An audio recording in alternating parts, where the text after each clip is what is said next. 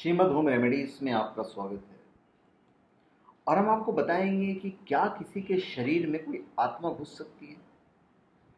क्या रहस्य है। आत्मा और पुनर्जन्म के रहस्य पर पहले ही धर्मों में मतभेद है। आध्यात्मिक रहस्य का यह सबसे बड़ा पहलू है। यहूदी, ईसाईयत और इस्लाम को छोड़कर हिंदू, जैन, बुद्ध और सिख ये चारों धर्म मानते हैं कि पुनर्जन्म एक सच्चाई है। ऐसा है तो फिर आत्मा का होना भी सच्चाई है। हिंदू धर्म पुनर्जन्म में विश्वास रखता है।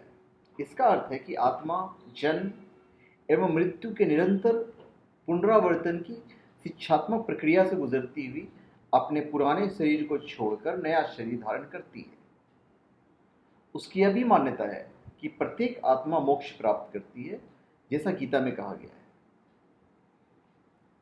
सूक्ष्म शरीरधारी आत्माओं का संघ है। इसी तरह हिंदू पौराणिक शास्त्रों में कहा गया है कि हिमालय में सूक्ष्म शरीरधारी आत्माओं का एक संघ है। इनका केंद्र हिमालय की वादियों में उत्तराखंड में स्थित है। इसे देवात्मा हिमालय कहा जाता है। अपने श्रेष्ठ कर्मों के अनुसार सूक्ष्म शरीरधारी आत्माएं यहां प्रवेश कर जाती हैं। जब भी पृथ्वी पर संकट आता है, नेक और श्रेष्ठ व्यक्तियों की सहायता करने के लिए वो पृथ्वी पर आती हैं। अभी आत्मा के 3 स्वरूप माने गए: जीवात्मा, प्रेतात्मा और सूक्ष्मात्मा। जो भौतिक शरीर में वास करती है उसे जीवात्मा कहते हैं। जब इस जीवात्मा का वासना और कामनामय शरीर में निवास होता है जब इस जीवात्मा का वासना और कामनामय शरीर में निवास होता है तब उसे प्रेतात्मा कहते हैं। यह आत्मा जब सूक्ष्मतम शरीर में प्रवेश करता है तो उसे सूक्ष्मात्मा कहते हैं। अब सवाल ये उठता है कि क्या कोई अच्छा या बुरी आत्माएं किसी के शरीर में प्रवेश करके अपना संदेश लोगों तक पहुंचाती है, या कि वह उनके शरीर पर कब्जा करके उनको दुख पहुंचाती रहती है। भारत के ग्रामीण क्षेत्रों में देखा गया है कि किसी के शरीर में नाग देवता आते हैं तो किसी के शरीर में देवी आती है। इसके विपरीत कोई भूतात्मा ने किसी के शरीर पर कब्जा कर लिया है तो उस व्यक्ति को किसी पीर फकीर की दरगाह या देवी हनुमान मंदिर में ले जाकर इसे भूत बाधा को दूर किया जाता है। किसी आत्मा के शरीर में आने को बदन में आना, दिल में आना कहा जाता है। शरीर में किसी आत्मा का आना, इसे भारत में हाजिरी आना या पारगमन की आत्मा का आना कहते हैं। ग्रामीण क्षेत्रों में दिल में आना मतलब बॉडी में आना। किसी व्यक्ति विशेष के शरीर में नाग महाराज, भैरव महाराज या काली माता के आने के किस्से सुनते रहते हैं। भारत में ऐसे कई स्थान या चौकी हैं जहां आह्वान द्वारा किसी व्यक्ति विशेष के शरीर में दिव्य आत्मा का अवतरण होता है। फिर वो अपने स्थान विशेष या गद्दी पर बैठकर हिलते हुए लोगों को उनका भूत और भविष्य बताता है और कुछ हिदायतें भी देता है। हालांकि इन लोगों में अधिकतर तो नकली ही सिद्ध होते हैं, लेकिन कुछ ऐसे भी होते हैं जो किसी भी व्यक्ति का भूत और भविष्य बताकर उसकी समस्या का समाधान करने की क्षमता रखते हैं। ऐसे लोग किसी भी व्यक्ति का जीवन बदलने की क्षमता रखते हैं। ऐसे कुछ लोगों के स्थान पर मेला भी लगता है जहां वे किसी मंदिर में बैठकर किसी चमत्कार की तरह लोगों के दुख दर्द दूर करते हैं। फिर एक होता है प्रेत बाधा। हालांकि यह भी देखा गया है कि कुछ बुरी आत्माएं भी लोगों को परेशान करने के लिए उनके शरीर पर कब्जा कर लेती है। विदेशियों में अधिकतर लोगों को बुरी आत्माएं परेशान करती हैं, खास करके अमेरिका और यूरोपियन कंट्रीज में, जिससे छुटकारा पाने के लिए वो चर्च के चक्कर लगाते रहते हैं। जबकि भारत में किसी दरगाह, समाधि मंदिर, किसी जानकार तांत्रिक या बाबा या संत के पास जाते हैं। कुछ लोग ऐसे होते हैं जिनके पास जाते हैं जिनके शरीर में पहले से ही किसी समय विशेष में कोई दिव्य आत्मा आई हुई होती है। फिर आत्मा को बुलाने के अपने अपने तरीके होते हैं। आजकल आत्मा को बुलाने के कई तरीके विकसित हो चले हैं, जैसे हिप्नोटिज्म, प्लेनचिट, ओइजा बोर्ड, जिलंगफुंग, आदि ऐसे कई तरीके विकसित हो गए। जिसके माध्यम से किसी दिव्य आत्मा के संपर्क में सवालों के जवाब और समाधान पाए जाते हैं। हालांकि यह भी कहना होगा कि उक्त सभी तरह की बातों का कोई वैज्ञानिक प्रमाण नहीं होता है, इसलिए इसे मानना एक अंधविश्वास कहा जाता रहा है। जैसे परकाया प्रवेश का उल्लेख है।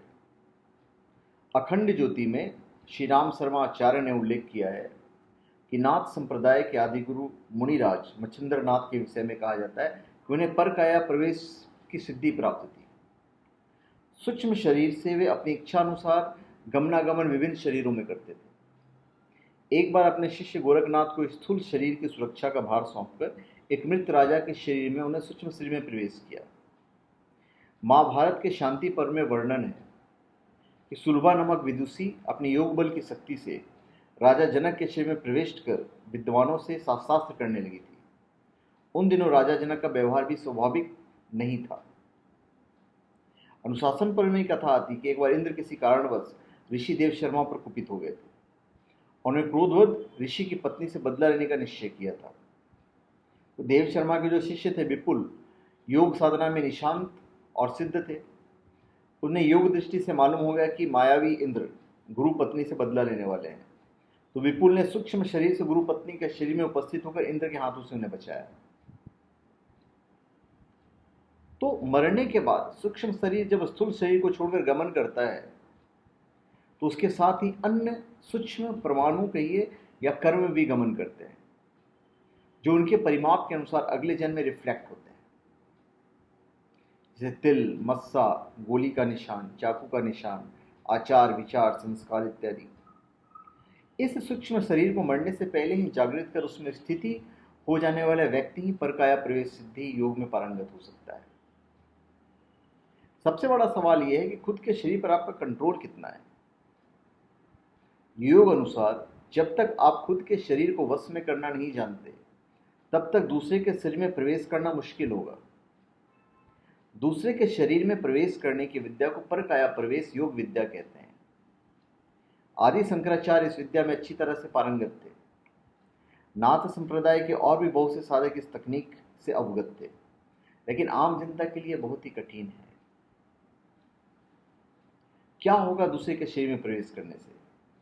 क्या यह संभव है? यह सवाल पूछा जा सकता है। आदि शंकराचार्य यह विधि जानते थे और भी बहुत से साधक इस तकनीक से अवगत थे, लेकिन आम जनता के लिए तो यह बहुत ही कठिन जान पड़ता है। योग में कहा गया है कि मनुष्य की सबसे बड़ी समस्या है चित्त की वृत्तियां। इसलिए योग सूत्र का पहला सूत्र है योगस्य चित्तवृत्ति निरोधः। इस चित्त में जन्मों की आसक्ति, अहंकार, काम, क्रोध, लोभ, मोह आदि से उपजे कर्म संग्रहित रहते हैं, जिसे संचित कर्म कहते हैं। यह संचित कर्म ही हमारे प्रारब्ध ही होते हैं और इसी से आगे की दिशा भी तय होती है। इस चित्त की 5 अवस्थाएं होती हैं, जिसे समझकर हम सूक्ष्म शरीर को सक्रिय कर सकते हैं। सूक्ष्म शरीर से बाहर निकलकर ही हम दूसरे के शरीर में प्रवेश कर सकते हैं। तो इस चित्त या मानसिक अवस्था के 5 रूप हैं: क्षिप्त, मूढ़, विक्षिप्त, एकाग्र और निरुद्ध। प्रत्येक अवस्था में कुछ न कुछ मानसिक वृत्तियों का निरोध होता है। फिर ध्यान योग का सहारा ले सकते हैं। निरुद्ध अवस्था को समझें, यह व्यक्ति को आत्मबल प्रदान करती है। यही व्यक्ति का असली स्वरूप है। इस अवस्था को प्राप्त करने के लिए संसार की व्यर्थ की बातों, क्रियाकलापों आदि को ध्यान से हटाकर संयमित भोजन का सेवन करते हुए प्रतिदिन ध्यान करना आवश्यक है। इस दौरान कम से कम बोलना और लोगों से कम व्यवहार रखना जरूरी होता है। फिर ज्ञान योग का सहारा। चित्त की वृत्तियों और संचित कर्म के नाश के लिए योग में ज्ञान योग का वर्णन मिलता है। ज्ञान योग का पहला सूत्र है स्वयं को शरीर मानकर छोड़कर आत्मा मानो। आत्मा का ज्ञान होना सूक्ष्म शरीर के होने का आभास कराएगा। कैसे होगा यह संभव? चित्त जब वृत्ति शून्य होता है तब बंधन के स्थिर हो जाने पर संयम द्वारा चित्त के प्रवेश निर्गम मार्ग नाड़ी के ज्ञान से चित्त दूसरे के शरीर में प्रवेश करने की सिद्धि प्राप्त कर लेता है। यह सूक्ष्म यह शरीर के लिए बहुत आसान है। चित्त की स्थिरता से सूक्ष्म शरीर में होने का एहसास पड़ता है। सूक्ष्म शरीर के निरंतर एहसास से स्थूल शरीर से बाहर निकलने की इच्छा बलवान होती है। फिर है योग निद्रा विधि।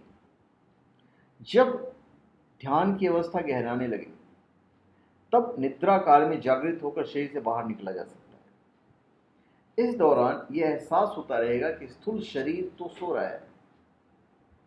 शरीर को अपने सुरक्षित स्थान पर सोने दें और आप हवा में उड़ने का मजा लें।